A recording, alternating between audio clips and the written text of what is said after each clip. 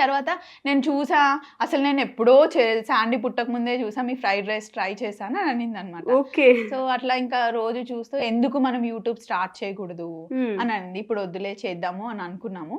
కానీ తర్వాత మేమిద్దరం ట్రిప్కి వెళ్ళాం. అంటే నేను ఫ్యామిలీ తొందర ఫాస్ట్ గా ఫ్రెండ్స్ అయిపోయాము. యశు వాళ్ళ ఫ్యామిలీ, మా ఫ్యామిలీ. తర్వాత నేను చెప్తాను ఒక రోజు నువ్వు స్టార్ట్ చేయని చెప్పాను అనమాట. సడన్ గా దసరా ఎపిసోడ్ చేస్తుంటే అమ్మవారిని పెట్టారు. నాకు అమ్మవారు అంటే చాలా ఇష్టం. నాకే ఎందుకో అనిపించింది ఈ రోజు స్టార్ట్ చేస్తే బాగుంటుందని. సెప్టెంబర్ 30th తను ఆ టైంలో జిమ్ లో ఉంది, నేను షూట్ లో ఉన్నా. యశు ఈ రోజు ఛానల్ స్టార్ట్ చేద్దాం చెయ్యి అంటే సరే అనింది. 10 minutes లో ఛానల్ ఓపెన్ చేసేసింది. నేను చిన్న క్లిప్ పంపించాను, అమ్మవారిది పెట్టేసింది.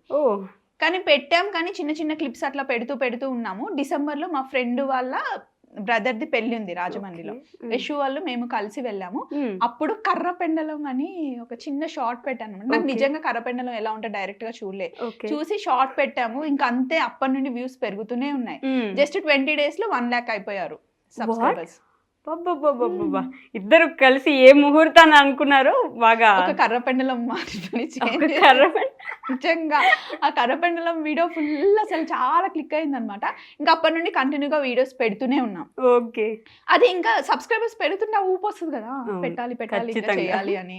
అండ్ సడన్ గా నేను ఒకరోజు షూట్ కి వెళ్ళేసి ఇంటికి వచ్చేసరికి అతమ్మ చాలా పిండి వంటలు చేసింది. అది చూసిన తర్వాత నాకైతే చాలా నచ్చాయి. మీకు నచ్చాయా రండి కామెంట్ బాక్స్ లో మాట్లాడుకుందామని సడన్ గా వచ్చేసింది. అది ఇంకా ఎక్కువ కనెక్ట్ అయిపోయింది జనాలకి. ఇంకా అప్పటి నుండి ఇప్పటి వరకు వెనక్కి తిరిగి చూడలేదు. సో ఇప్పుడు 1 year 3 months 4.5 lakhs వరకు ఆల్మోస్ట్ వచ్చేసారు. మాది ఏం ప్లాన్ లేదు వైషు, ఏది అనిపిస్తే అది చేస్తాం, అది పెట్టేస్తాం. అండ్ ఏం లోపల పెట్టుకోమన్నమాట. న్యాచురాలిటీకి అలా దగ్గర అయిపోతారు ఆబ్వియస్ గా జనాలు. సో మా అందరూ అంటే ఆడియన్స్ తరపు నుంచి అడుగుతున్నా, యశ్ గారు ఎందుకు తక్కువ మాట్లాడతారు వీడియోస్ లో? యశుకి భయం. అంటే కెమెరా ముందు నన్ను ఎవరో చూస్తున్నారు అంటే తను మాట్లాడలేదు. స్వప్నక్క మాట్లాడనివ్వట్లేదా? తొక్కేస్తున్నారా? నేను ఇంకా ఏం కాదు రా రా రా అని చెప్పడం వల్ల ఇప్పుడు మాట్లాడుతుంది. అసలు ఇప్పుడు కూడా ఇంకా మా మనుషులతో డైరెక్ట్ మాట్లాడడం కూడా చాలా తక్కువ తను. ఓకే. నాతోని వాళ్ళ హస్బెండ్ చైతన్య ఉన్నగా, చైతన్య, శాండీ, నేను, మా ముగ్గురితోనే ఎక్కువ మాట్లాడుతుంది. అండ్ మా హస్బెండ్ కూడా బావా అని పిలుస్తుంది. సో మా నలుగురితో ఎక్కువ మాట్లాడుతుంది. అమ్మతో ఎలా మాట్లాడుతుందో నన్ను, అంటే యశు ఎలా ట్రీట్ చేస్తుంది అంటే నన్ను మా హస్బెండ్ ని అమ్మా నాన్న, సెకండ్ అమ్మా నాన్న. తనకి సిస్టర్స్ లేరు, ఒకటే అమ్మాయి, ఒక బ్రదర్. సో ఇంకా అక్క అంటే గాడ్ నా కోసం పంపించిన అక్క అనే టైప్ లో నన్ను ట్రీట్ చేస్తుంది. దేవుడిచ్చిన అక్క అనే టైప్ లో ట్రీట్ చేస్తుంది. సో నాతో ఎక్కువ మాట్లాడుతుంది. లేకపోతే చైతన్యతో ఎలా ఉంటుంది నాతో అలా ఉంటుంది. తొందరగా కనెక్ట్ అవ్వదు. ఓకే. మాట్లాడినంత వరకు స్వప్న గారు అని చెప్తారు కదా, ఇట్లా మీ గురించి చెప్పేటప్పుడు కూడా స్వప్న గారు అంటారు. మీ ఇద్దరు ఫ్రెండ్సే కదా, మిమ్మల్ని కూడా గారు అంటుంటే అంటే ఏంటి, కెమెరా ముందు మాత్రమే ఇలా ఉంటారా? ఆఫ్ కెమెరా కూడా గారు మీరు అని పిలుస్తారా? ఏమనదు, రా ఇది అది అని అంటుంది. కాకపోతే ఏంటంటే ప్రతి ఒక్కటి అంటే జాబ్ కి సంబంధించింది చెప్తూ ఉంటాం అన్నట్టు. ఇప్పుడు నేను మా ఆఫీస్ లో వాళ్ళతో ఫ్యామిలీ ఫ్రెండ్స్ అయినా కూడా నేను అది కాదండి ఇది కాదండి అని మాట్లాడతా. ఇంటికి వచ్చిన తర్వాత మామూలుగా అది కాదు, మామూలుగా అది ఇది అనుకుంటాం కదా. సో ఎవరైనా జాబ్ కి సంబంధించి ఛానల్ కి సంబంధించి కాల్ చేస్తే స్వప్న గారు అని చెప్తుంది. లేదు అంటే పప్పు అని మాట్లాడుతుంది. పప్పు అంటుంది నన్ను. మా హస్బెండ్ నన్ను పప్పు అని పిలుస్తారు. చిన్నప్పటి నుండి ఇంట్లో పప్పు అని పిలుస్తారు, పప్పు అనే పిలుస్తుంది. మామూలుగానే మాట్లాడుతుంది. ఎందుకు మీరు ఫోన్ చేసినప్పుడు స్వప్న గారు అని చెప్పిందా? అంటే ఏదైనా మెసేజ్ పెట్టినా కూడా స్వప్న గారు అనే వస్తుంది కదా. నేను వీడియోలో కూడా చూసి ఎక్కడో ఏదో ఒక వీడియోలో స్వప్న గారు మేము నార్మల్గా అన్ని ప్రమోషన్స్ చేయమండి ఇదే అనుకుంటా, ఎక్కడో ఈ లైనే విన్నాను నేను. ఎందుకు నేను కూడా అడిగాను. ఇప్పుడు నేనే నిన్ను పప్పు నువ్వు అన్నాను అనుకో, కామెంట్ బాక్స్ లో కూడా అట్లనే అంటారు, నాకు నచ్చదు అంటది. అసలు అంటే కొన్ని బంధాలు వెంటనే అలా కలిసిపోతే విడదీలే. మాది బాలసుబ్రహ్మణ్యం గారు చెప్తారు కదా, ఫ్రెండ్షిప్ చేసే ముందే ఆలోచించుకోవాలి, చేసిన తర్వాత దాంట్లో నిజంగా యశు లేకముందు లైఫ్ ఎలా ఉంటుందో ఇప్పుడు నేను అసలు ఇమాజిన్ కూడా చేసుకోలేదు. ఒక ఫన్నీయెస్ట్ మూమెంట్ ఏమైనా చెప్తారా మీ ఇద్దరిది కలిపి? అన్ని ఫన్నీ. యశుకి నేను ఏదైనా చెప్తే అది వెంటనే అయిపోవాలి. ఓకే. అది జరగకపోతే ఇంకా ఊరుకోదామంటే బేచైన్ అవుతుంది అంటారు చూడ, ఆ టైప్ లో అనమాట. ఏదైనా చెప్తే అది అయిపోవాలి, అది ఏదన్నా కానీ. సో రెగ్యులర్ గా మేము ఎవ్రీ మంత్ విజయవాడకి వెళ్తూ ఉంటాం అనమాట. ఎవ్రీ మంత్ ప్రమోషన్స్ కి అటు. సో ఒకరోజు విజయవాడకి వెళ్ళి టెంపుల్లో దర్శనం అయిపోయింది. సో దూరం నుండి నేను యశు ప్రసాదం తినుకుంటూ నడుచుకుంటూ వస్తుంటే ఒక అతను కూర్చున్నాడు, దూరంగా కూర్చున్నాడు, కానీ హెడ్ కనిపించట్లే, ఓన్లీ టవల్ ఉంది. అతను గుండు చేసుకొని ఇట్లా కింద కొంగి ప్రసాదం తింటున్నాడు అనమాట, సీరియస్ గా. అతనేంటి అతను హెడ్ కనిపించ కనిపించట్లేదు, ఎవరైనా చూస్తే భయపడేలా ఉన్నాడు, ఏంది యశు చెప్పు అని అన్నా. అనేసి పక్కన ఇంకో ఫ్రెండ్ తో మాట్లాడేసరికి వెళ్ళి అతన్ని వెనక రెండు కొట్టే భయ్యా హెడ్ లేనట్టుగా సీరియస్లీ హెడ్ లేనట్టు కనిపిస్తుంది, దాచుకుంటున్నారు, తలెత్తి తిను అని చెప్పింది. అయ్యో వెళ్ళిపోయి డైరెక్ట్ గా పిలిచి ఆయన మన బంధువు కాదు ఎవరో అంటే మీరు చెప్తే జరిగిపోవాలి. వెళ్ళి చెప్పేసింది. అతనేమో నన్ను చూసి గుర్తుపట్టాడు, ఇంకా ఏమనుకున్నాడేమో అయ్యయ్యో అని చెప్పి తిరిగి చూసేసరికి లేడు. మరి అలా అనిపిస్తే చెప్పేస్తావంటే నువ్వు అన్నావు కదా చెప్పేసా, ఆయనకు చెప్పేసా అంటుంది.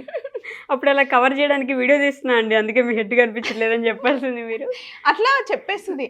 ఒకసారి మేము 27th floor లో ఉన్నాము. అది చైతన్య వాళ్ళ అంటే మా దగ్గర ఉంటాడు కెమెరామెన్ చైతు, తెలుసు కదా. 27th or 28th floor లో ఉన్నాం అనమాట.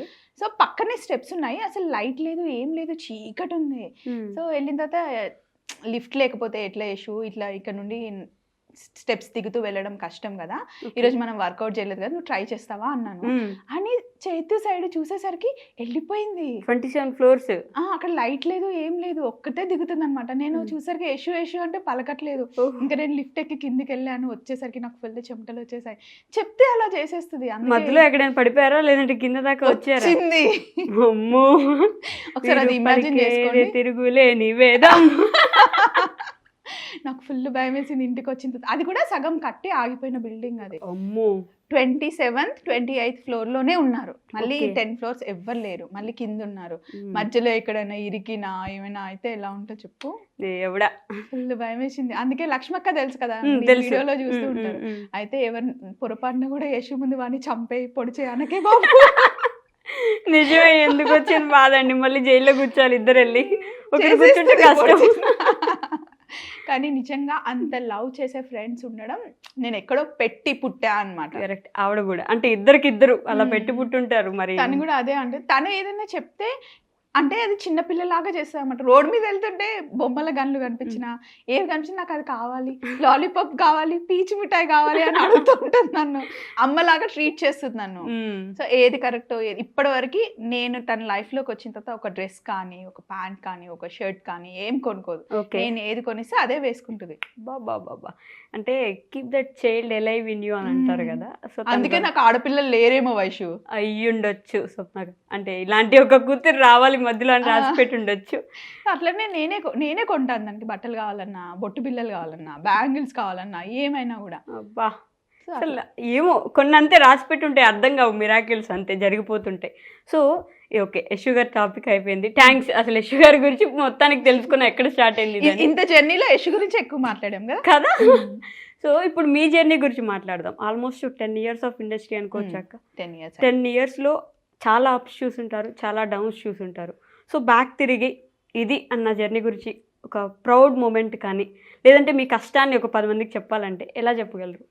స్టార్టింగ్లో అయితే చాలా, అంటే అప్పుడే పెళ్ళై అంటే బెర్రీ పుట్టిన తర్వాతనే కెరియర్ స్టార్ట్ అయింది. సో చాలా కష్టపడేదాన్ని. అంటే నాకు తెలియదు, నేను చదువుకుంది తెలుగు మీడియమే అండ్ ఎక్కువ బయటికి వెళ్ళలేదు, అంత తెలియదు. సో ఫస్ట్ ఇండస్ట్రీలోకి వచ్చిన తర్వాత సంజయ్ కాకతో వర్క్ చేసేటప్పుడు కెమెరా ముందు ఎలా ఉన్నా అంటే అన్ని కట్ చేస్తూ ఆయనకి ఇస్తూ నేర్చుకునేదాన్ని అనమాట, చూసేదాన్ని. ఆయన కూడా చాలా హార్డ్ వర్క్ చేస్తారు సంజయ్ కాక. సో నేర్చుకునేదాన్ని. సో అదంటే కొంచెం చిన్న జోన్, అంటే భార్యవ ఒకటే స్టూడియో అక్కడ ఉండేది, చేసి అవుట్పుట్ ఇచ్చేవాళ్ళం. కానీ మల్లెమాలకి వెళ్ళిన తర్వాత చాలా పెద్ద కంపెనీ కదా, సో అందులోకి వెళ్ళిన తర్వాత చాలా నేర్చుకున్నాను. అండ్ ఇంకొకరికి నా లైఫ్ లో థ్యాంక్స్ చెప్పుకోవాలి అంటే శివరామ్ సార్. సంజయ్ కాక వారే వాళ్ళు సంజయ్ షెఫ్ దగ్గర వర్క్ చేసేటప్పుడు శివరామ్ సార్ అక్కడ ఉన్నారనమాట. సో ఆయనతో కలిసి నేను Shivaram sir almost 2 years work చేసిన తర్వాత నేను దుబాయ్ వెళ్ళిపోయా. దుబాయ్ వెళ్ళిన తర్వాత 6 months కి ఈటీవీ అభిరుచి ఛానల్ స్టార్ట్ అవుతుంటే శివరామ్ సార్ నన్ను పిలిచారు. సంజయ్ షెఫ్ది ఒక అంటే స్లాట్ ఉంది అండ్ ఒక లేడీ కావాలి, అది కూడా మమ్మీ కావాలి, నువ్వు వస్తే బాగుంటుందిరా అని చెప్పారు. అప్పుడు నాకు 0 payment, ఏం పే చేయలేదు, but up and down tickets ఇచ్చేది మళ్ళీ. సో వచ్చి 2-3 days పిల్లల్ని వదిలేసి ఒకటే రోజు 10 episodes చేసేవాళ్ళం. కంటిన్యూగా నించోనే ఉండేవాళ్ళం. 6:30 నుండి మళ్ళీ ఈవినింగ్ 9 వరకు అలా చేసి ఒకటేసారి ఎక్కువ ఎపిసోడ్స్ ఇచ్చి 3 daysలో నేను వెళ్ళిపోయేదాన్ని మళ్ళీ దుబాయ్కి. అట్లా చాలా కష్టపడి వర్క్ చేసేవాళ్ళం. తర్వాత మేము గోవాకి షిఫ్ట్ అయ్యాం. గోవా నుండి అప్ అండ్ డౌన్ చేసి వెళ్ళేదాన్ని. కానీ నిజంగా అప్పుడు మొత్తం అత్తమనే చూసుకుంది పిల్లల్ని. అంటే ఇండస్ట్రీ అనగానే అప్పట్లో ఇంకా ఇండస్ట్రీ అంటే ఒక భయం, ఆడపిల్లల్ని పంపించాలంటే కూడా ఫ్యామిలీ అంతా అమ్మో ఎందుకులే ఇండస్ట్రీ అంటే అనే స్టేజ్లో ఉండేది కదా. సో మీకు ఫస్ట్ నుంచి ద బిగ్గెస్ట్ సపోర్ట్, వెళ్ళు నాన్న ఏం కాదు ఇండస్ట్రీ అయితే ఏంటి నువ్వు చేసేస్తావు అని ఆ సపోర్ట్ ఇచ్చింది ఎవరు? అంటే నేను ఇండస్ట్రీకి ఎప్పుడు ఎంటర్ అవ్వాలి అంటే సీరియల్స్ కానీ మూవీస్ కానీ నాకు అది ఎలా ఉంటుందో కూడా తెలియదు, ఇప్పటికి కూడా తెలియదు. చాలా మంది నన్ను అడుగుతూ ఉంటారు మీకు ఇందులో ఛాన్స్ వచ్చిందా అందులో ఛాన్స్ వచ్చిందా అని. నన్ను ఎవరు అడగలేదు, నాకు నిజంగా తెలియదు. ఏంటో నేను ఒక బాక్స్ లోనే ఉన్నా, వంటల బాక్స్ అంటారు కదా అందులోనే ఉన్నా. ఇప్పుడు యూట్యూబ్ వచ్చిన తర్వాత కొంచెం ఎక్కువ కనెక్ట్ అయ్యా జనాలకి. సో స్వప్న అంటే ఓన్లీ తన కుకింగ్ తెలుసు, కుకింగ్ చేస్తుంది అని అనుకున్నారు. కానీ నేను యూట్యూబ్కి వచ్చిన తర్వాత నేను మంచిగా డ్రైవ్ చేస్తాను అండ్ ఇంటిని మంచిగా మేనేజ్ చేస్తాను, అందరితో బాగా మాట్లాడతాను అండ్ అంటే నేనేంటి అని ఇలా ఓపెన్ గా చూపించింది యూట్యూబ్ ఛానల్, అదే స్వప్న వైట్ల ఛానల్ అనమాట. సో ఇండస్ట్రీలో పడ్డ కష్టాలు నాకు నిజంగా తెలియదు, నేను ఏం చెప్పాలి. నేను ఎప్పుడు అలా పడలేదు కూడా. ఓన్లీ నించోవడం, డే అంతా వర్క్ చేయడం, వచ్చిన దాన్ని కరెక్ట్ గా మేనేజ్ చేయడం నాకు తెలుసు. నేను I'm good at that. And ఇంకా ఏంటంటే నేను ఎంతమందికైనా 100, 200, 300, 500 మెంబర్స్ కైనా సింగిల్ హ్యాండ్ తో వంట చేయగలను. కానీ ఇద్దరికి చేయమంటే నేను చేయలేను.